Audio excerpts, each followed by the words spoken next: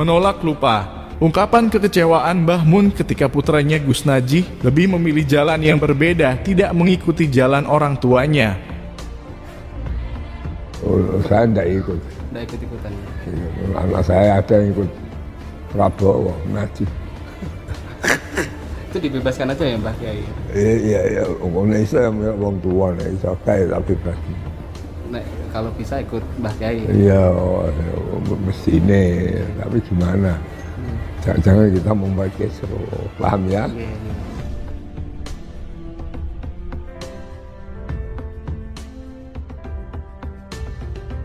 Jarang ada yang mengetahuinya bahwa Mbah Mun atau Kiai Haji Maimun Zubair, sang ulama besar Nahdlatul Ulama, pendiri pondok pesantren Sarang, Jawa Tengah, pernah mengungkapkan kekecewaan kepada salah seorang putranya karena lebih memilih jalan yang berbeda, tidak mengikuti jalan orang tuanya.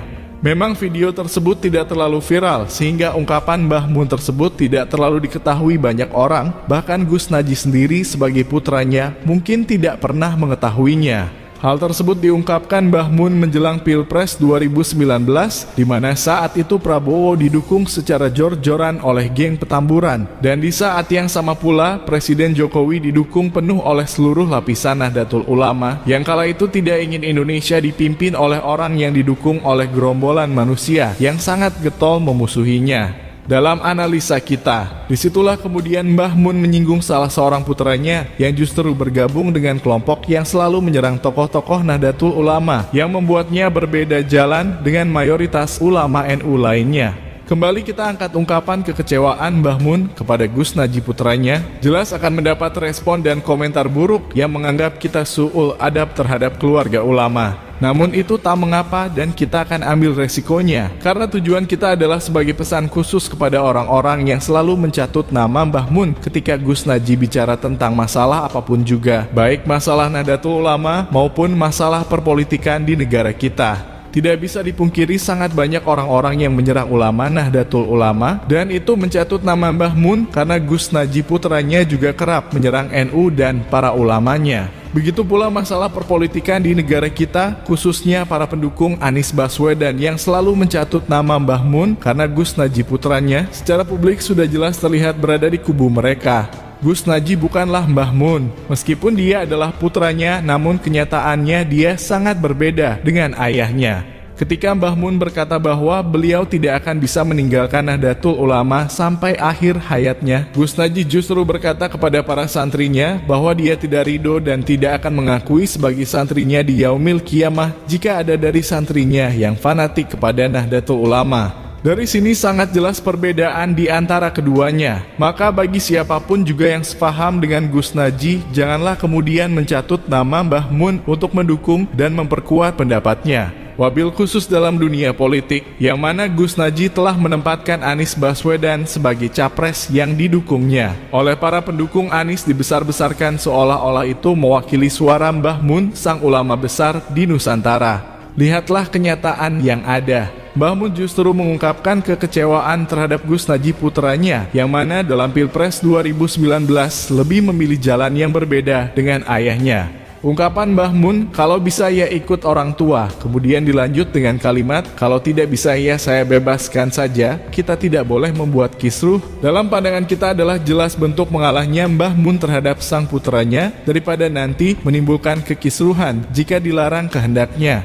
Kebijaksanaan Mbah Mun sebagai orang tua bagi para putranya sekaligus sebagai ulama besar di bumi Nusantara, janganlah kemudian dirusak dengan klaim-klaim sepihak yang mencatut nama besarnya. Saat sambut Anies, putra Mbah Maimun mengatakan selamat datang Bapak Presiden, ya. Luar biasa sambutannya. Kita tahu Maimun Zubair adalah ulama besar, ya, yang berasal dari Jawa Tengah. Maimun Zubair itu meninggal di Mekah, luar biasa ya. Anaknya Muhammad Najih Maimun, Taj Yasin dan lain sebagainya lainnya ya. Jadi yang paling vokal itu adalah Gus Najih ya. Kalau ngomong dia nggak mikir-mikir lagi dia. Beruntung ya Maimun Zubair. Saya tidak ikut. Tidak ikut-ikutan. Anak saya ada yang ikut Prabowo, Najih. Itu dibebaskan aja ya Mbah Kiai? Iya, Indonesia orang tua, Indonesia kaya tapi bebas. Nek, kalau bisa ikut Mbah Kiai. Iya, mesti ini. Tapi gimana? Jangan kita membuat kisru, paham ya? Iya, iya. Iya, iya. Saya ingin mempersatukan Jawa. Mempersatukan Jawa. Ya, dan tahu saya itu mempunyai harapan harus diketahui.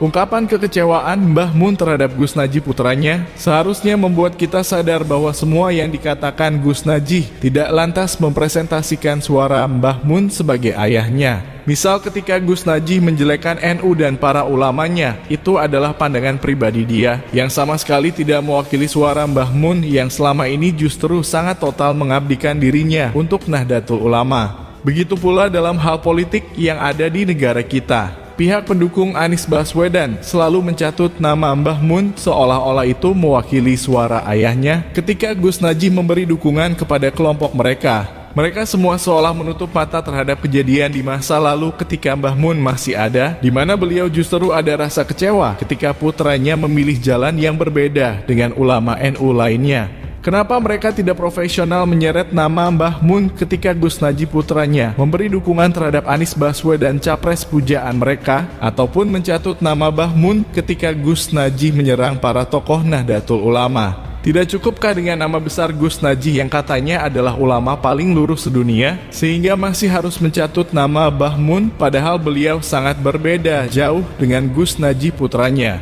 Putra Mbah Mun bukan hanya Gus Najih saja.